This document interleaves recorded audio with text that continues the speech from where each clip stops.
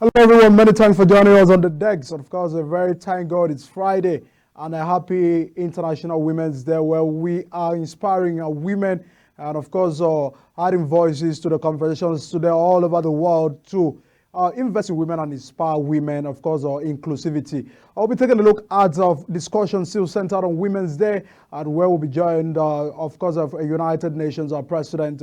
From our association or from Pristons will be joining us for the conventions shortly after this break to give us an update on what is the obtainable global and the United Nations policies for gender equality. All of these will form part of a discussion shortly this afternoon after this break. Don't go away. Remain your host, Sadiq and Michael.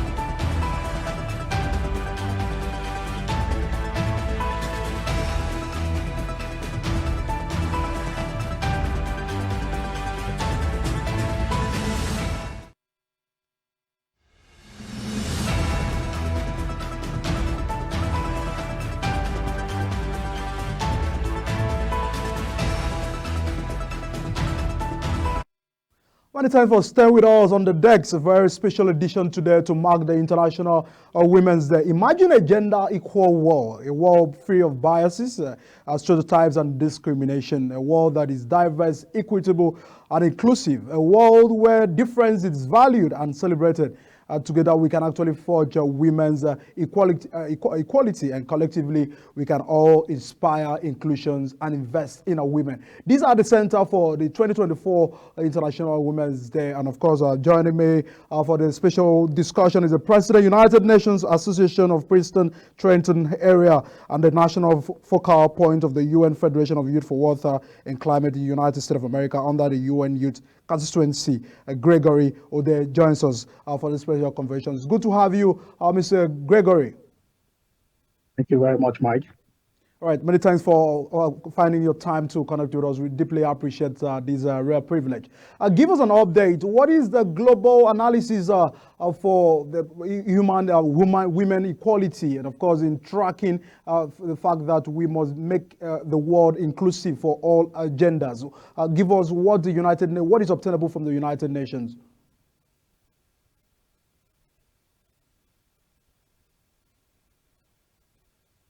And as you're already aware of, this week is basically dedicated to recognizing, women basically for International Women's Day, particularly today.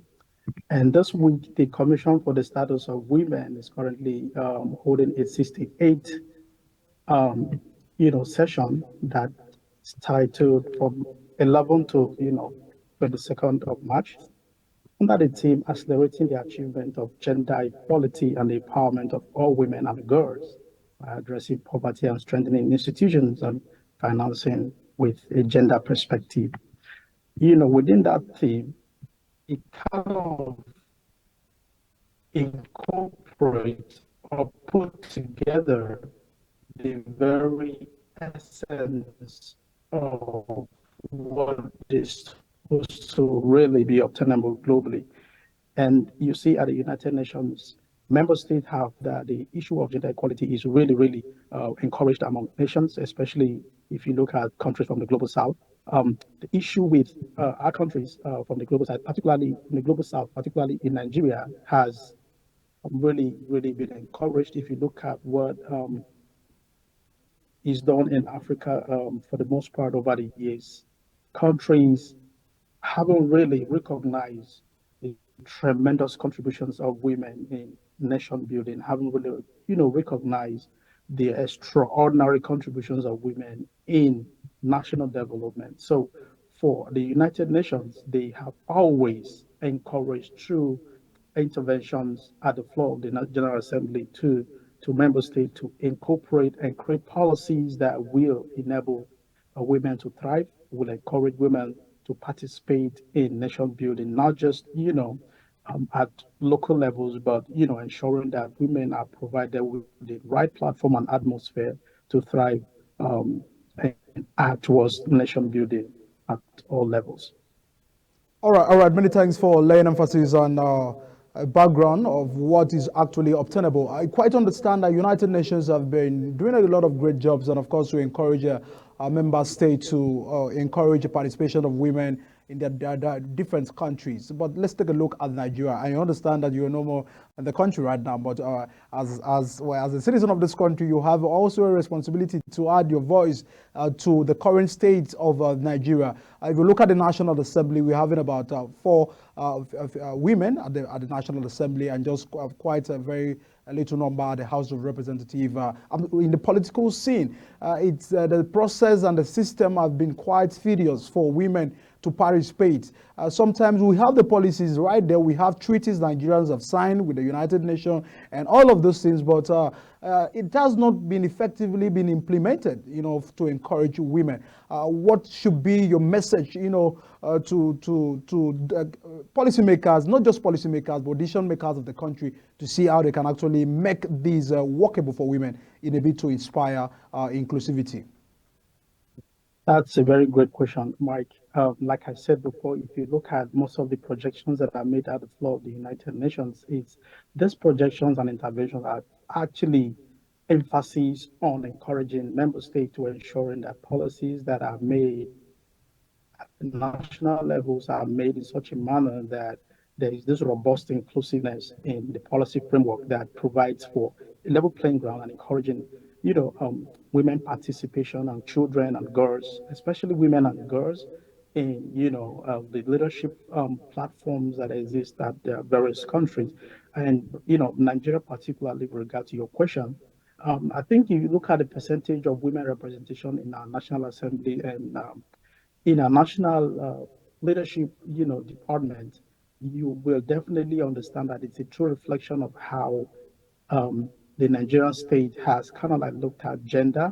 I think we need at this point to really pay more attention into making sure that the kind of policies that are passed or created in our country, Nigeria, should be able to be in such a manner that there is that level of understanding specific provisions in our legislation and policies that are targeted towards inclusion in such a manner that when we are looking into leadership at the National Assembly or leadership at the state or in all the government agencies across board, including private sectors, there has to be a legislation targeted towards inclusion that particularly promotes women participation and allows for a level playing ground where a 50-50 percentage is passed into law to ensure that women also have a level playing ground to participate in leadership, to participate in private sector development, or even in non-profit,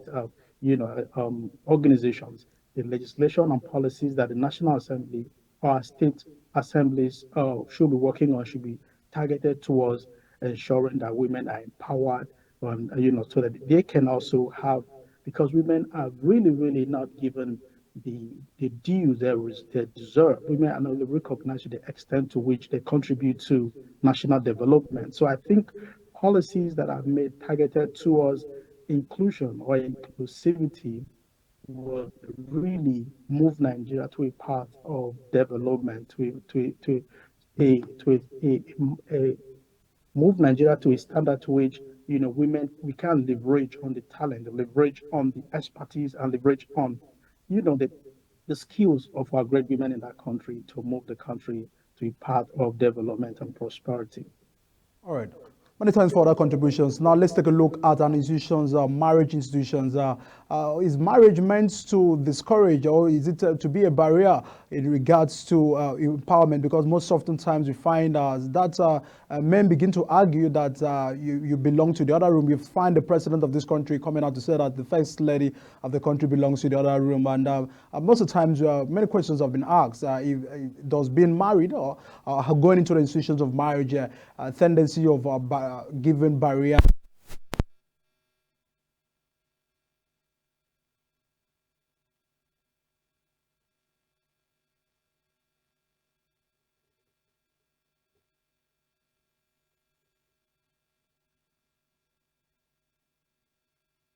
Well, I think if I got you correctly, though your microphone kind of cut in and out, if you can still hear me, but I got you to a point where you asked if marriage was it's an encumbrances to develop. If you want to take that question again, because your microphone cut in and out, just so I can have proper context to that question.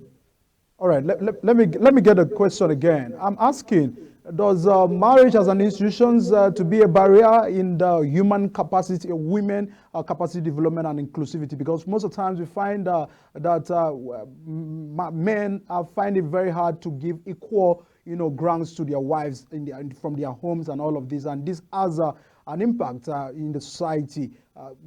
Does an institutions like marriage meant to encourage? Because we also find the president of this country coming out to say that the first lady belongs to the other room, and this wasn't in any way trying to encourage women to be in the front burner of these conversations today. What is your take on that? Thank you. Mike, that's really a very great question, I must tell you, because if you look at what is, obtainable in African countries, particularly today, I think there is this. I think that our laws haven't really incorporated, the status of women in our society to a point where women are really, really given, provided with a platform or given that opportunity to be at the same level with men. Because when we talk about equality, equality has to do with, an equal, that's equal level where both the men and women operate, at a very, level playing ground. So if the former president of Nigeria kind of made that kind of statement, I mean, he made that based on his own vantage point, and I feel like, the combination of the African culture in relation to our laws it's kind of really problematic. I think we should have a clear distinction between our cultural practice and our law. And in a country like Nigeria, where we have a constitution which serves as a ground norm of the society should subsist, should be above every other cultural practice. So let me break it down a little bit. So if the Nigerian culture or the African cultural values kind of really does not guarantee or promote the rights of women, I think our constitution, which provides for the fundamental human right, which places every human being at equal level, should be able to subsist. So back to the previous point that I discussed, where I said it is very important for our National Assembly to make kind of laws and legislation targeted towards inclusivity and equality. This is very essential because when these laws are made, when these policies are kind of implemented, the question of whether marriage kind of hinders women from succeeding in their, to their highest potential would not be in place. If you look at what is obtainable in developed world, for example, in the United States, if you go to Europe, you go to some part of Asia, the Middle East, some countries in the Middle East, you would see how the laws and legislation that are made targeted towards inclusion and equality, these laws are made in a way that women are really contributing extraordinary in so many and in so many capacities, in so many establishments. You see women thriving, both married and unmarried, doing exceptionally well, leading changes, developing, and even changing the world.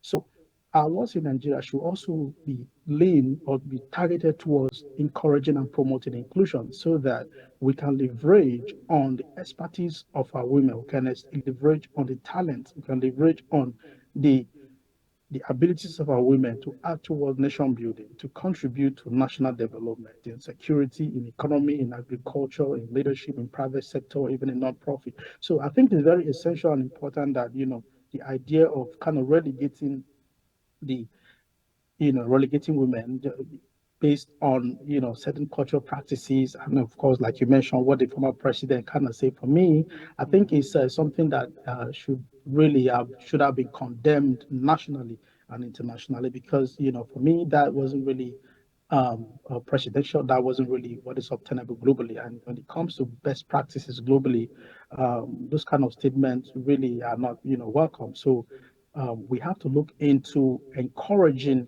our assemblymen, legislators, and senators to look into really, really taking serious measures to ensuring that laws that are passed in such a way that the rights of women are really promoted. Take, for example, like what is happening in northern part of Nigeria. The National Assembly has to look into what is happening in northern part of Nigeria to make sure that the right of women, our constitutional rights and the rights of women are really, really enforced so that women can be protected as, the way, men are, so that everybody would operate on equal playing field. All right, let's now take a look to economic opportunities for women. Research has shown that more than 340 million women and girls are projected to live in extreme poverty by 2030. So there's a need for women to be engaged and economically as well, social protections and access to decent work and other support system that can urgently provide the way out of poverty for women. Because you understand that vulnerable women, some of those victims of the society has been vulnerability and economic vulnerability.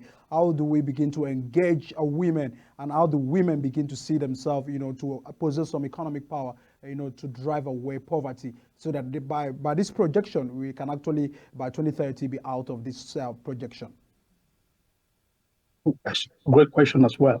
So I think what we have to do right now is in line with the United Nations 2030 agenda that really strives to, that encourages member states to invest in programs that would empower women and girls. I think Nigeria should not be left out. I think countries from the global south shouldn't be left out. They have to really key into those very strong recommendations by the United Nations so that we can, Nigeria and African countries, in West Africa particularly, will begin to invest in programs that would empower women. When when they say a robust investment in um, gender programs, gender equality programs, national programs that kind of promote gender equality. I think our women and girls can then be empowered, and when they're empowered, we begin to see, the kind of development that we really, really want to see. It is very, very unfortunate that if you look at the very statistics you mentioned, and you realize that women and children have really, really been the most people who have been disproportionately affected in terms of poverty because countries in the global south haven't really incorporated legislations and laws that provides for that equality. So when it comes to when it comes to economic policies that really should be able to push towards empowering women, um, this you know the political will hasn't really been there. So I think for me, it is very important that we invest in programs that are very, very specific to gender equality. We invest in programs at the local level, at our local government, our state levels. Our governors would have to also create specific programs that are aimed at empowering women and children and girls, so that at the end of the day, our women and our girls will become inspired to also add towards nation building. Because when it comes to building a nation, it's not just an issue that is limited to the men. The women are very, very great in nation building, and they're doing extraordinary well. And so we have to live on uniqueness and empower the women, and also making sure that when it comes to leadership, when it comes to elections, we have to make sure that we vote for women, and the women should kind of make it a point of duty to come out in numbers during elections to support women candidates who also run for instance, president, National Assembly positions at the state level. Women and girls will have to come out in numbers to also vote for them, so that we can have women in leadership. We can have women in very high decision-making positions, that they would also begin to be inspiration to the younger generation of women, so that we can have that universal contribution to national development, where the men and the women would all become one entity to contribute to the development of our various nations in Africa and globally, like what is obtainable in the Western world. Very fantastic contributions on that. Let's take a look at access to education. Research has shown that an estimated 110 million girls and young women may remain out of school by still 2030. And in Nigeria, here we're having quite a good, impressive statistics of women And we are afraid that if they do not have access to education, they might actually, the population, the growing population of women may actually be an issue in tracking, women's capacity empowerment and all of that for the projection of 2030. What is your take on this, and how do government begin to engage more women and young girls in education? Because if you go through the northern part of the country, Nigeria precisely, we're having more of the girl child out of school, and it's worrisome because a girl child that is not being empowered with education might actually be vulnerable tomorrow to the society and being a victim of circumstances. How do we get to make more access to education? We understand United Nations are playing a lot of roles. Thank you, Mike. I think that's really a very fantastic question. If you look at what is happening currently in Africa, you see the, the percentage of women in school is really, really very low.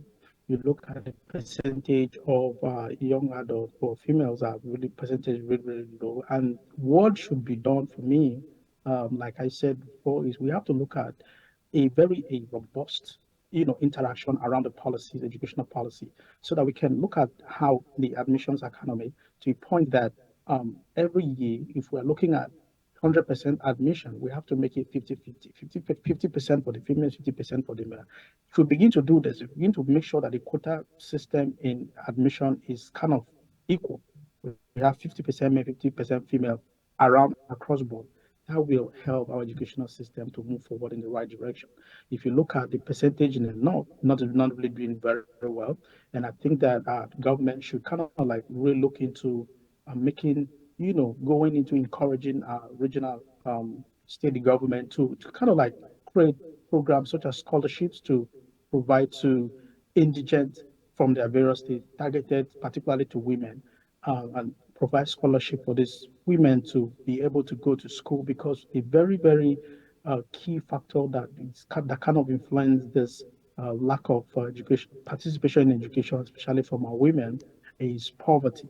And we have to address that, which is that poverty. We have to address it, and to addressing it, we have to begin to look at ways to dealing with it. And one of such ways is scholarships. We have to provide scholarship to the women in the north, provide scholarship to women in all the states, because we have very intelligent ladies. We have smart girls who are doing tremendously well, but due to lack of resources, finances to go to school, it often leads to kind of like it doesn't really allow them to further go into school and really. And of course, you understand that in a corporate world, the the standard requirement is a degree for you to be able to thrive in any government organization or in any advanced corporate environment. So if our state government, local government, and the federal government particularly can begin to invest in scholarships like what is done in America and in the UK, and invest in scholarship and identify young talent, especially in those vulnerable communities, provide scholarship to the women to go to school. That will help a great deal in the future, because the bedrock from every society is education. And if our women, who are really the drivers of this development, are empowered, I think our country and the continent is going to really witness tremendous progress within a few years from now. All right, we'll be about to run up on this show, but let's take a look at the issues of violence against women and girls.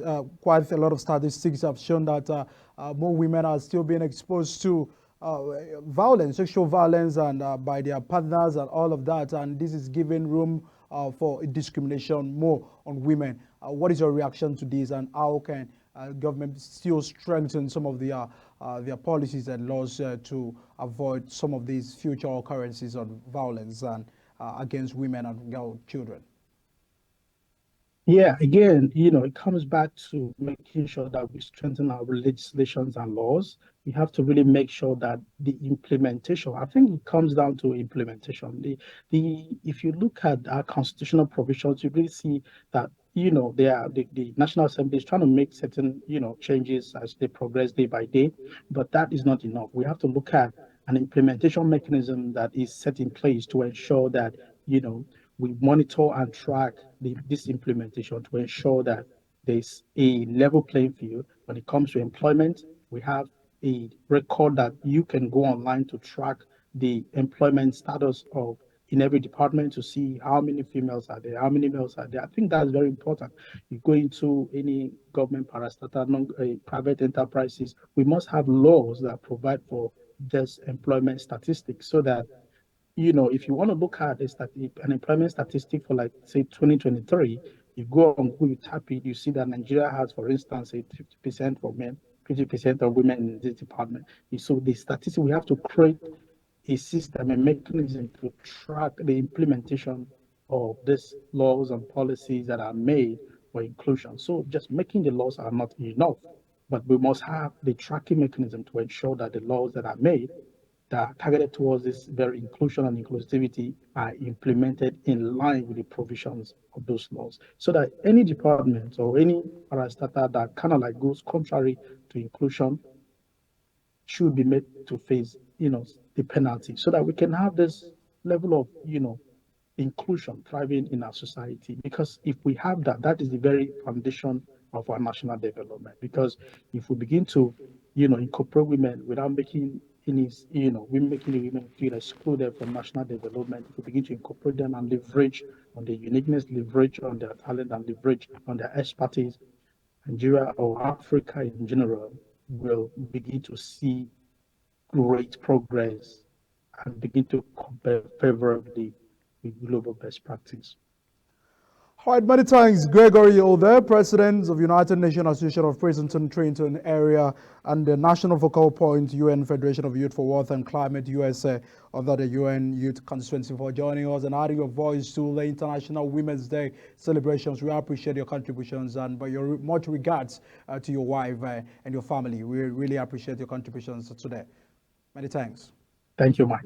We'll go on a short break right now. Once we return, we'll keep on having some tracks and conversations regarding the International Women's Day. What are the global standard expectations to achieving the gender equality? Don't go away. Still stay with us.